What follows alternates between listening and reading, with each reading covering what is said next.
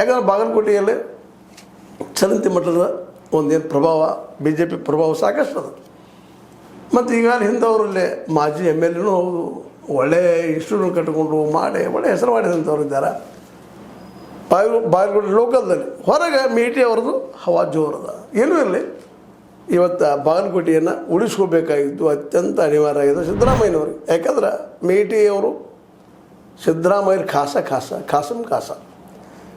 ಇನ್ನು ದಕ್ಷಿಣ ದಾವಣಗೆರೆ ಇಲ್ಲೂ ಅದ ಪರಿಸ್ಥಿತಿ ಅದ.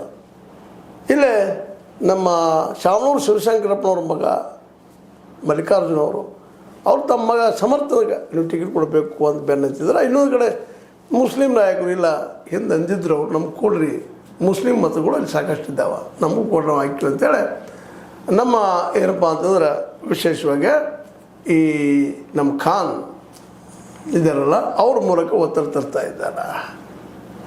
ಅಂದ್ರೆ ಒಟ್ಟಿನಲ್ಲೇ ಎರಡೂ ಕ್ಷೇತ್ರಗಳಲ್ಲಿ ಕಾಂಪಿಟೇಷನ್ ಜೋರಾಗೋದ.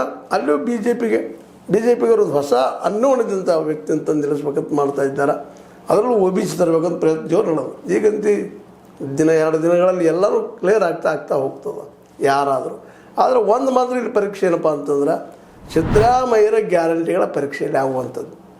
ಸಪೋಸ್ ಎರಡೂ ಕ್ಷೇತ್ರಗಳನ್ನು ಸಿದ್ದರಾಮಯ್ಯ ಕಳ್ಕೊಂಡ್ರೆ ಗ್ಯಾರಂಟಿ ಯಶಸ್ವಿ ಆಗಲಿಕ್ಕಿಲ್ಲ 2028ರಲ್ಲೇ ಅನ್ನೋದು ಸ್ಪಷ್ಟ ಆಗುವಂಥ ವಿಷಯ.